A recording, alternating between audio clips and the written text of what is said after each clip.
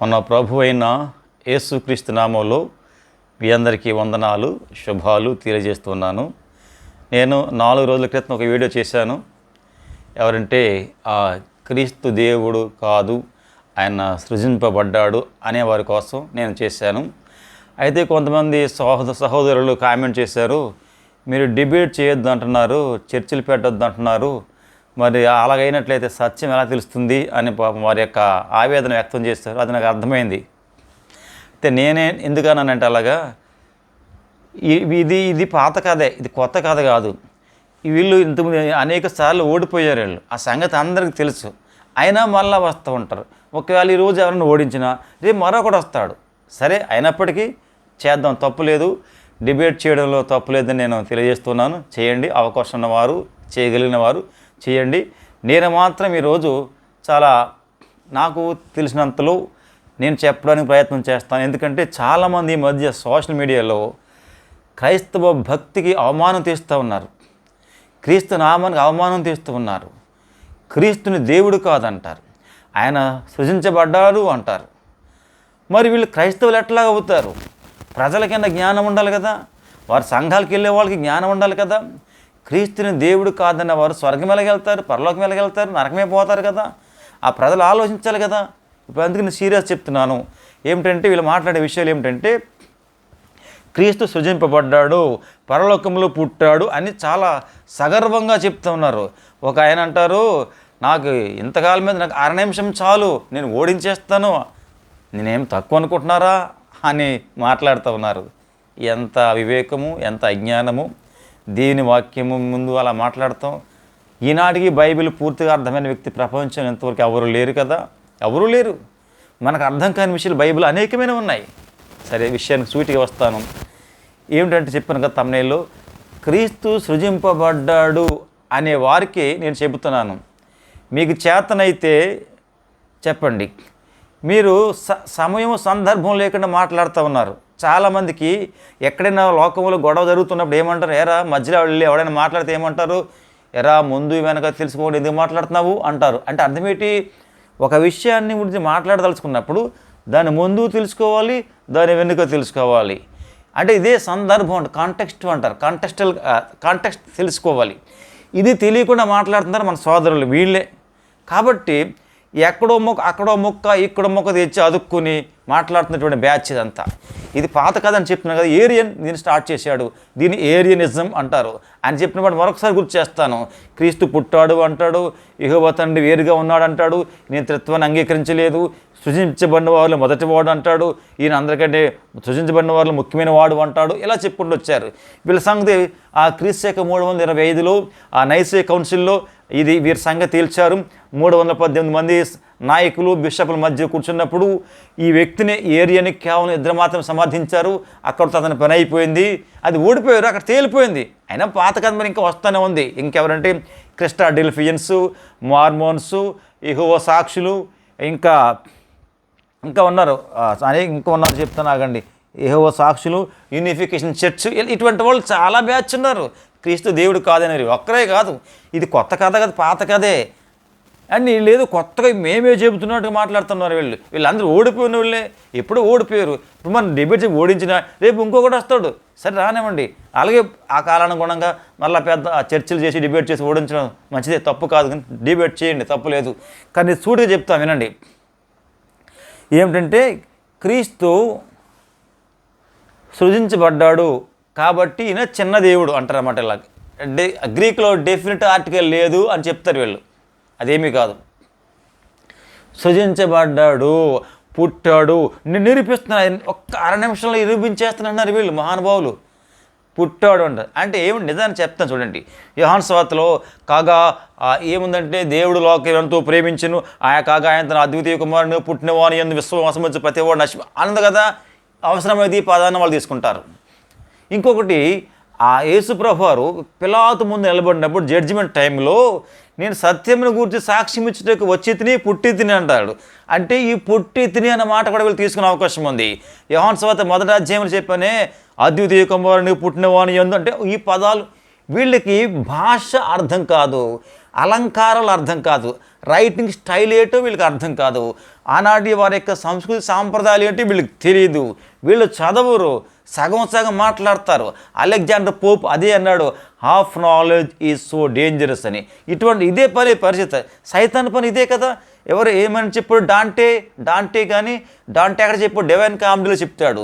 మెల్టన్కి చెప్పాడు, Paradise last చెప్పాడు. ఏమంటాడంటే సైతాన్ అట దేవుడు ఆ లూసిఫర్ని సృజించినప్పుడు చాలా తక్కువ సమయంలోనే ఆ దేవుని యొక్క మహావైభవాన్ని చూసి దేవునిలాగా అయిపోదాము అని వెంటనే తిరగబడ్డాడట.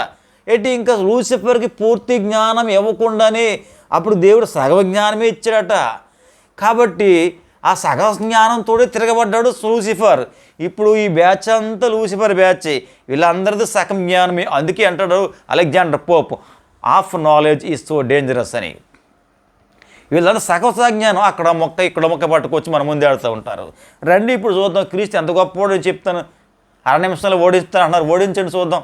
నేను చెప్పిన దాని సమాధానం చెప్పగలిగితే చెప్పండి చూద్దాం. నేను అడిగిన దాన్ని చెప్పండి. మీ మళ్ళీ ఏమంటారు?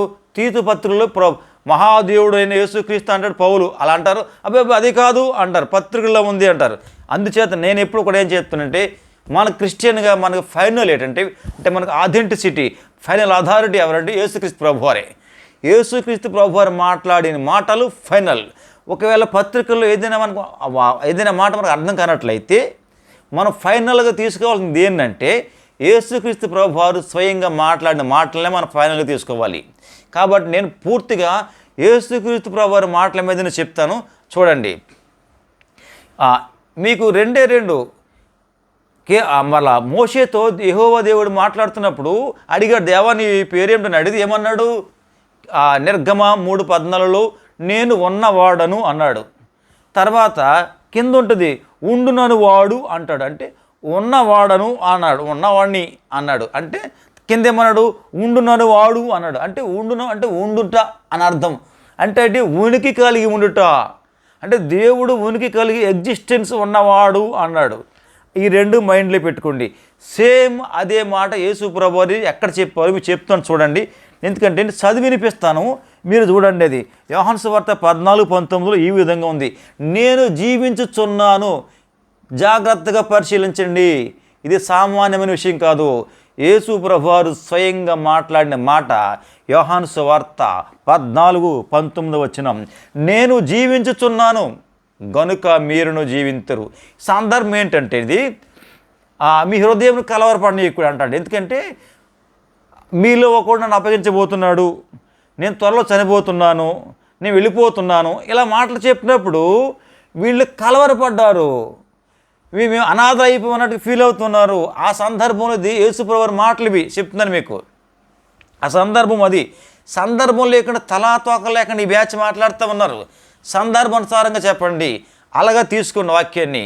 ఇప్పుడు చెప్తున్న మాటలు ఇవి. 14:19 అంటాడు, నేను జీవించుచున్నాను గనుక మీరును జీవింతురు. అంటే అర్థం ఏంటి? నేను జీవించుచున్నానంటే ఆయన బతకలేదు, అప్పుడు బతికే ఉన్నాడు కదా. మరి స్పెషల్గా చెప్పడం ఏంటి? నేను జీవించుచున్నాను, ప్రజెంట్ కంటిన్యూస్ ఎందుకు చెప్తున్నాడు ఇక్కడ? నేను జీవించుచున్నాను కనుక మీరును జీవింతురు.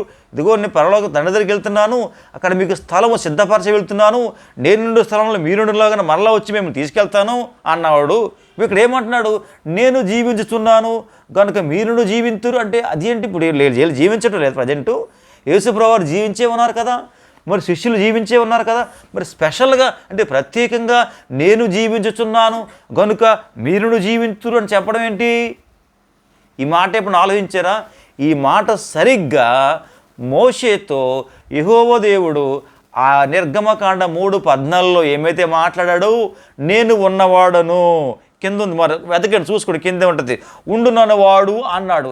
ఈ రెండు పదాలకు ఏదైతే అర్థం వస్తుందో అదే అర్థము దీనికి అర్థం. అంటే నేను జీవించుచున్నాను కనుక మీరును జీవింతురు. ఈ స్టేట్మెంటు సేమ్ యెహోవా దేవుడు చెప్పాడే, నేను ఉన్నవాడను ఉండునన్నవాడను. ఈ రెండు ఒకటే అర్థం. అంటే తండ్రి అయిన దేవునితో కుమారుని యేసుక్రీస్తు సమానుడే, నేను సమానమే అని చెప్తూ ఉంటాడు. మళ్ళీ యోహాను సువార్త ఏముంటుంది? అబ్రహాము కంటే ముందు ఉన్నవాడను అంటాడు. ఇది కూడా ఇలా అర్థం కాదు. ఎలా వీళ్ళకి ఒకటే మైండ్లో ఉంటుంది. నేను పట్టిన కుందేలకి మూడే కాళ్ళు అన్నట్టుగా పూర్తిగా అర్థం చేసుకోరు, చదవకుండా సంఘాన్ని గలిబిలు చేస్తున్నారు. నిజంగా నేను కూడా డిబేట్లు వేస్ట్ అని ముందు చెప్పాను, కానీ ఇప్పుడు చేయండి, చేయగలిగిన వారు చేయండి, చేయకపోతే ఇటువంటి బ్యాచ్ ఆగరు. ఇటువంటి వాళ్ళ సంగతి ఎండగట్టండి, వీళ్ళ సంఘాలకి ఎవరు వెళ్ళొద్దని చెప్పండి, ప్రజలకి ఎడ్యుకేట్ చేయాలి. వీళ్ళంతా నరకానికి వెళ్ళిపోతారు, వీళ్ళు సంఘాలను పాడు చేస్తూ ఉన్నారు. సరిగ్గా దీనికి సమాధానం చెప్పండి. నేను ఉన్నవాడును అన్నాడు యెహోవా దేవుడు. యేసుప్రభువారు నేను జీవించుచున్నాను. ఇప్పుడు అసలు విషయానికి వస్తా, అదొకటి గుర్తుపెట్టుకోండి. జీవించడం అర్థం ఏంటి? జీవము కలిగి ఉండడం అంటే అది దేవుని యొక్క లక్షణం. ఒక దైవ లక్షణం ఏంటంటే జీవము కలిగి ఉండుట. జీవించుచున్నాను అంటే అది దైవ లక్షణం. నేను ఉన్నవాడునంటే దైవ లక్షణం. మీకు కొన్ని చెప్తున్నానండి. అసలు జీవం అంటే ఏంటి అంటే నేను జీవించుతున్నాను అన్నాడు కదా.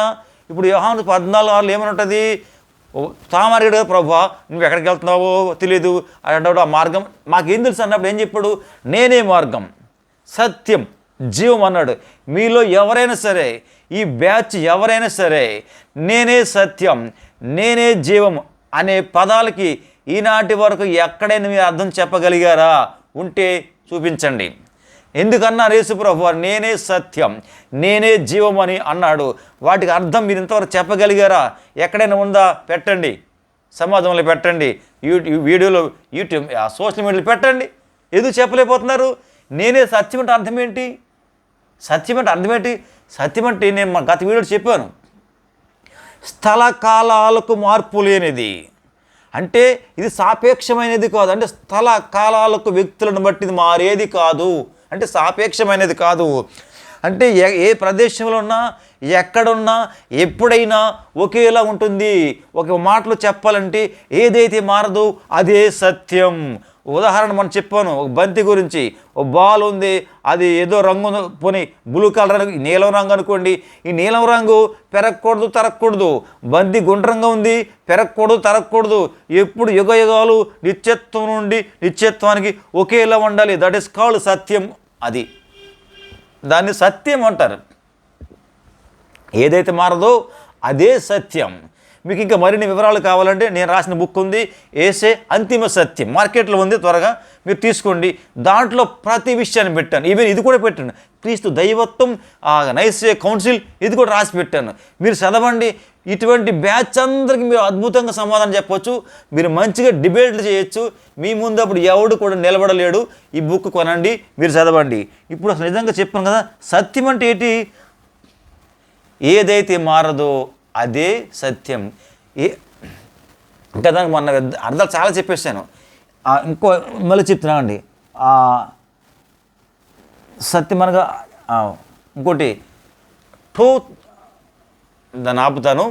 సరే, తర్వాత జీవం అని చెప్పాడు. జీవం అంటే అర్థం ఏంటి? ఉనికి కలిగి ఉండుట. సత్యం అనగా ఉనికి కలిగి ఉంట అర్థమే. తర్వాత సత్ అనగా దేవుడు. సత్యం అనే పదం సంస్కృత పదం చెప్పాను మనం మీకు. సత్ అనగా గాడ్, దేవుడు. ఆ సత్పురుషుడు అనగా దేవుడు అని అర్థం. అలాగే ఉనికి కలిగి ఉండటానికి కూడా అర్థం. అంటే సత్యము, జీవము రెండు పదాలు కూడా దగ్గర సంబంధం కలిగి ఉంటాయి. అంటే ఏదైతే మారదో అదే సత్యం. ఇప్పుడు వాళ్ళు ఏమంటారు? యేసుప్రభువు పుట్టాడు, సృజించబడ్డాడు అంటారు. అంటే ఏంటి? చావు పుట్టుకలు ఉన్నట్టే లెక్క. మరి చావు పుట్టుకలు ఉండే దేవుడు ఎట్లా అవుతాడు? దేవుడు కాడు. మరి ఆ దేవుడిని ఎలా పూజిస్తున్నారు క్రీస్తుని వీళ్ళు? చావు పుట్టుకలు ఉన్నవాడు దేవుడు కాడు, కానే కాడు. దేవుడు అన్నవాడు స్వయంభవుడు. దేవునికి ప్రధాన లక్షణం స్వయంభవత్వం.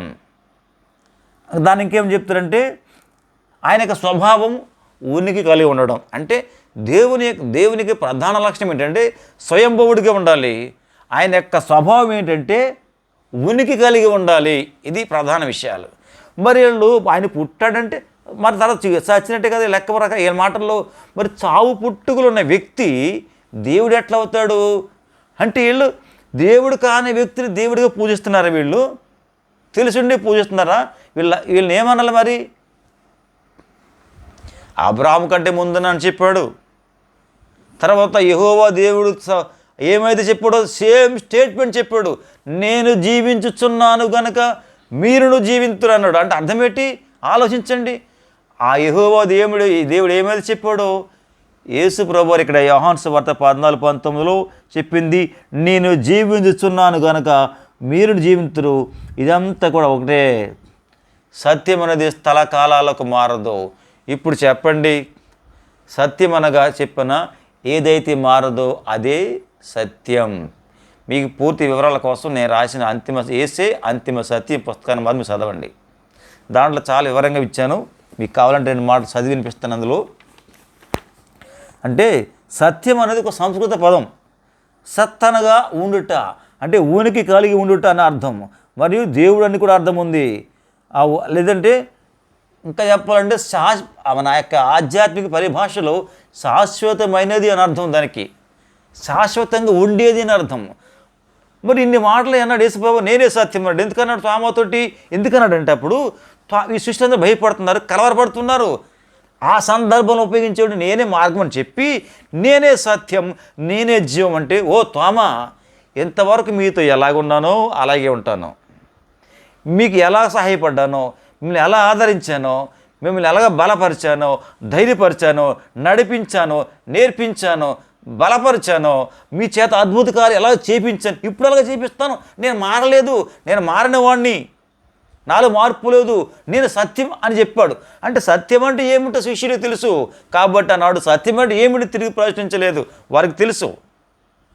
అంటే నేను వెళ్ళిపోయినా సరే నేను ఎప్పుడు ఒకేలాగా ఉన్నాను, నాలో మార్పు లేదు, అది అర్థం. నేను మారిపోలేదు, మిమ్మల్ని అనాథలుగా విడవను, నేను జీవించుతున్నాను కనుక మీరును జీవించురని చెప్పాడు. ఇప్పుడు ఎవరైనా సరే చెప్పండి, ఎవరైనా క్రీస్తు సృజించబడ్డాడు, పుట్టాడు అని చెబితే మీరు ఆలోచించండి. దీన్ని నాకు జవాబు చెప్పండి.